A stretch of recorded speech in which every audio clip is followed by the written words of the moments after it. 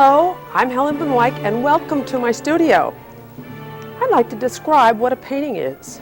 It's a recollection of a past experience, thought, or feeling that seeks to express itself pictorially. Yes, I can get kind of heady now and then, but it's true that a picture comes as a result of an inspiration. And we don't know, I don't know what you are inspired by. I can tell you what I'm inspired by now. I happen to be going through a gate period. I see gates, and I wonder what lurks inside, beyond the gate. And so today, I'm going to do one of my gate period pictures. I was reminded of Picasso. He went through a blue period. He must have been depressed. So just let your pictures happen. They usually come as a result of your experience. We go to Italy almost every year. It's a place for me to replenish my batteries. People say, what do you do in Italy? And I said, well, I study with Michelangelo. They say, what do you mean by that? I said, well, you can't paint a good picture until you've seen a good picture. Let me recreate the gate in Verona in your imagination. We were walking up the steps, and this old iron gate was closed, and the weeds were growing between it, and inside I could see through this portico, I could see the blue sky. Well, why don't I paint it for you so you can join and share the gate in Verona with me. No matter what your inspiration and how lofty you may get involved with your painting, the painting process is just plain practical. Painting outdoors, we have the problem of distance from front to back. We have the problem of time. We can't take forever because the light changes, and so all the tone values change. So we have to be as expedient as possible. The first thing on most all pictures, landscape, still life, portrait, you have to really place the focal point. I can't put it in the middle, and I don't want it in the corners, and so what's left over is the third. Here is the portico. This is the opening of the where this gate is, and it's a wonderful arch. Wonderful arch. You see a lot of them in Italy, and some of the facades are old, and you can see the plaster over the brick. That always fascinates me.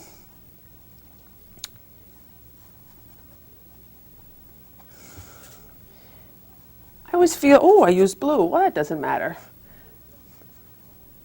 I just feel that a painting is more building a picture than drawing a picture, and so I'm interested in building. In fact, many years ago, my father and I built a whole studio, just the two of us. It was the size of a two-car garage, and it had an arched dome ceiling. And so one of the things you have to take into consideration when you're painting outdoors is perspective. This is going out that way, and so there's a line, and it's nestled into in this gate. And by the way, this is the wider part of the gate that I see. This part's disappearing behind the wall here because of my point of view, and that's going to give me a clue as to construct the iron gate that stop the people from going in there. I wonder what is in back of that gate. And it's a pretty thing. It goes like this, and then these lines, this line goes up to my eye level, at a vanishing point on my eye level. This, since it's on the same plane, I keep insisting on using blue, this is going to the same eye level, and this one is 2, and this one is 2. Perspective is one of the factors we have to learn and appreciate when we paint, because it describes how shapes are distorted by the place that you are looking at. Once you're aware that there's such a thing as perspective, you start to see things a little differently. And if you see it, you can paint it. It's the innocent eye that doesn't take perspective into consideration. So that's the composition. And now let me put down the pattern of the light and dark.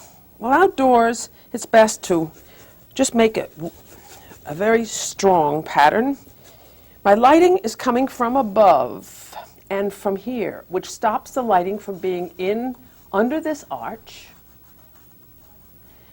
And this arch is casting a shadow right here. Now, I saw there was a tree over here that casted a shadow on the facade, which helped too. And there was another tree over here that made a cast shadow fall this way.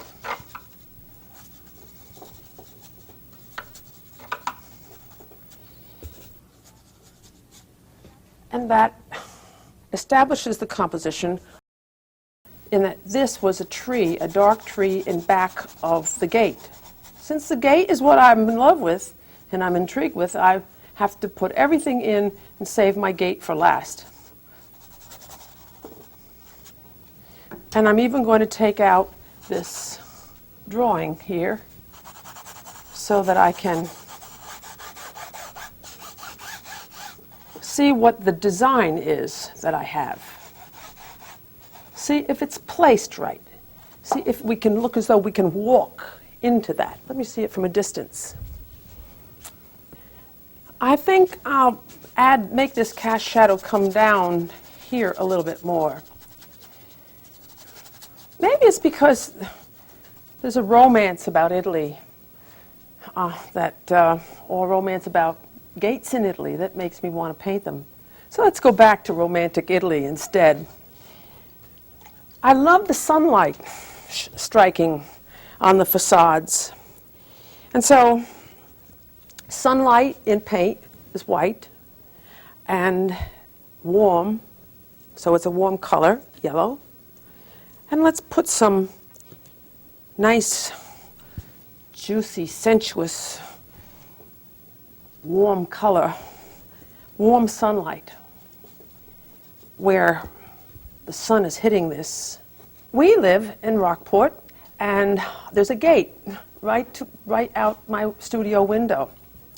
And I look at it a lot when I write and when I sit with a cup of tea. And I looked at it one time, and it was all reflecting in a puddle. So I painted that gate, and the reflection of the gate in the puddle. And the friends came into one afternoon and saw this painting, and they named it Watergate.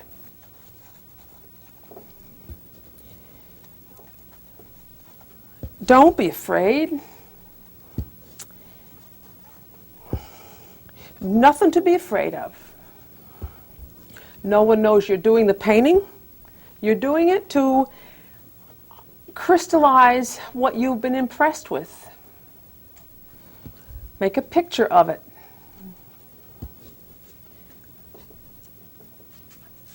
I think I'll cut this down a little bit. Make it smaller. Yeah, I like that better. And sky.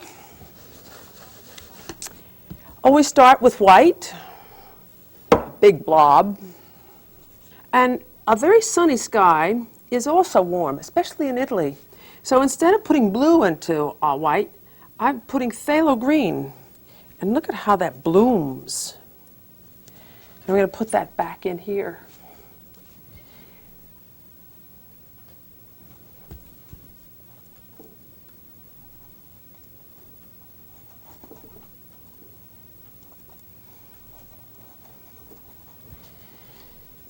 And now these trees.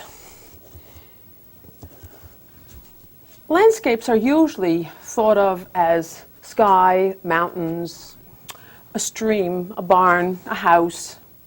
Living in Rockport, we can see the ocean right from our house. And so seascapes, people say, Helen, do you do seascapes? I say, I think that's a man's job. I don't feel comfortable painting the sea. I'm a little frightened by it. So paint what you feel comfortable with. Paint your own world. Because people, that's the way you can say, see what I see how I live, see what I'm impressed with.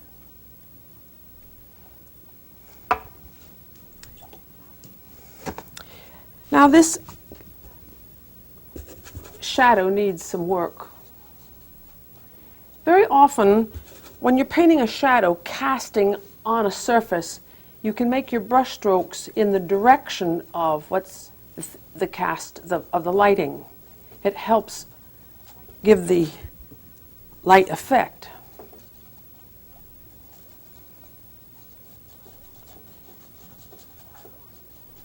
And violet on yellow, that never changes.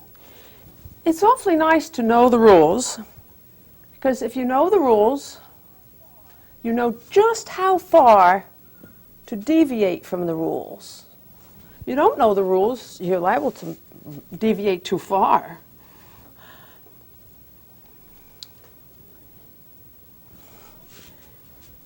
But you know the rules so that you can break them. In that particular circumstance,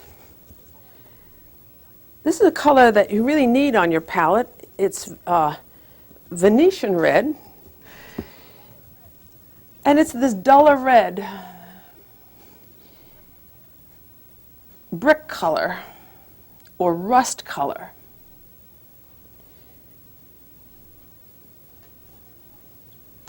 And here are those bricks showing here too. What a delightful addition of color. And the bricks were showing here. The plaster broke away. And then this wonderful masonry.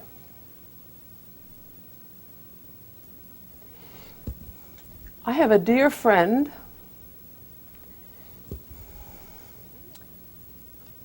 in Italy. He was the Italian ambassador to the United States. I met him when he was too young to have that post. And when he visited us in Rockport, he said, everything is made of wood. I said, well, yes, that's characteristic. But it's characteristic of Italy to have everything made of plaster. There's not very much wood there. I think much of my technique comes from a bit of impatience. Rather than take a tiny little brush and pick it in there, I know that if I make it big, I can always correct it because that's going to expedite it. And here I've been telling you how fascinated I am with gates, and I haven't even gotten to the gate yet.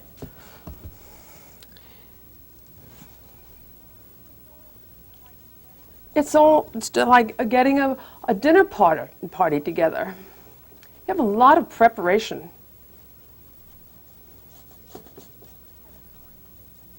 Ahead of time. Painting is almost like following your nose. Doing what the picture seems to suggest you should do next. When I paint on the spot, meaning outdoors, not in my studio such as I am now, I use a smaller palette. I use more limited palette of colors. I don't need all of these because really I don't think we can paint much longer than an hour and a half. And you don't want to cart stuff all over the place either. Painting outdoors is very challenging. And this is where some of this greenery came sneaking through the gate, but I think I have to put the gate in first. So we get an idea, God only knows why, and we have to paint it. to address and satisfy our curiosity. And if it's a sincere feeling that we get from seeing this, and you have some experience with your paint, maybe the feeling will get in the picture.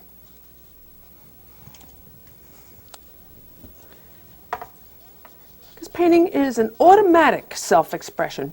You don't have to be taught how to express yourself. You only have to be taught the craft that enables your self-expression to be sensible and pictorially dramatic. Let me see how this looks. Yes, I think that's ready for the gate now. And I'm going to put the gate in with a palette knife because I have to overcome this color. This is why we have to step back before we execute something in painting, because if it's wrong, you have to take it out and sing it till you do it right. And it's not a good idea. You like to get it at the first shot because getting it wrong depresses you a bit. It kills the spontaneity, kills the fun. You get tense. So I think that this palette knife is going to overtake the green a lot better than my brush. Remember before I had that lined up and I had this too? And then there's another band here. Practically artistic or artistically practical. And there's this covered part here. So no one can crawl in there who's not allowed to be there. Yes, I work from the top down because I can watch the expensive end of the brush. And then there's the post in the middle. I have to keep it in line with that. A little in from it, because this is the middle here, but this is in further, so it would be there. Oops. Mix some, wipe it, and pick it up.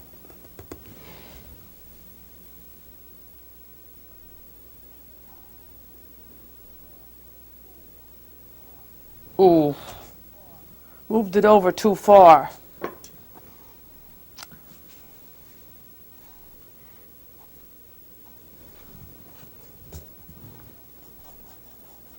I'll sing it until I do it right.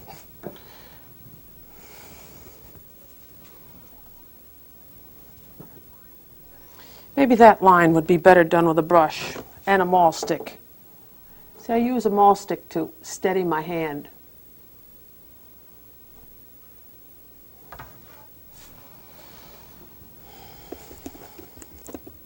And now all these little pieces of iron, all rusted.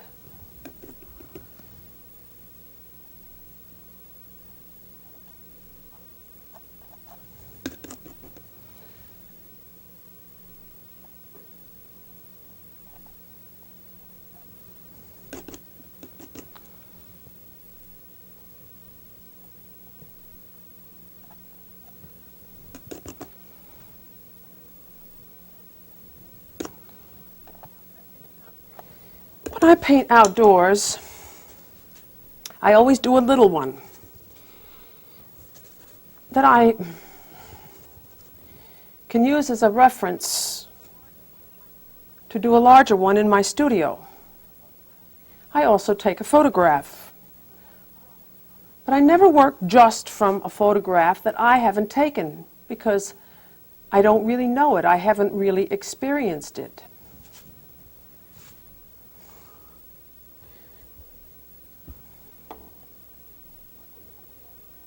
Working from a photograph that you have taken makes this picture an original. People say, Well, if it's done from a photograph, it isn't original. Of course it's original. If it's a photograph that helps you record your inspiration,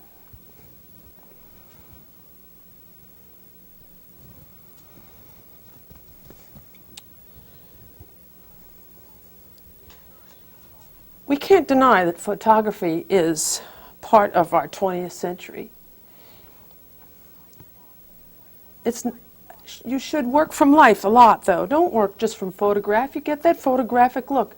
People say, gee, well, you know, I'm going to get back at Rembrandt again. He never got a photographic look. Why? He never saw a photograph. So he painted realism because I talk about Rembrandt all the time. I'm a gullibilist. I believe in everything.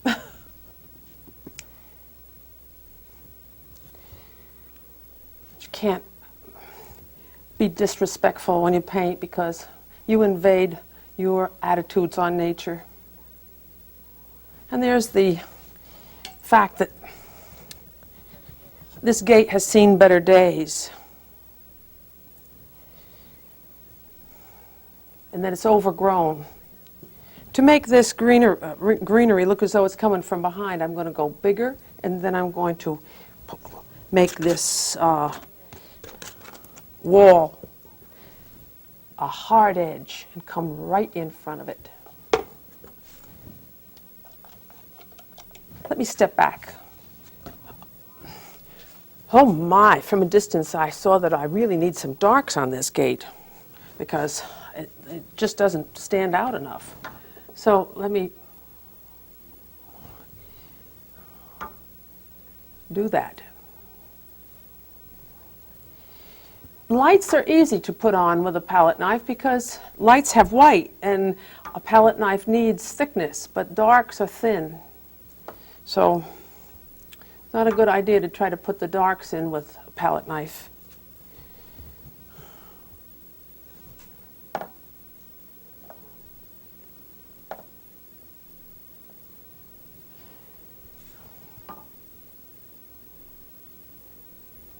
The gate maker is going to have my head for doing this gate that's crazy, but after all, gives the impression of it.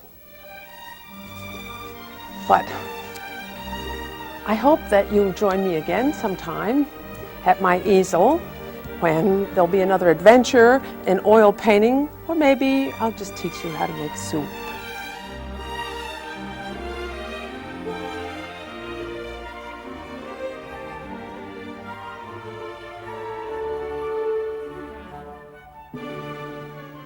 Hello, I'm Helen Van Wyck, and welcome to my studio.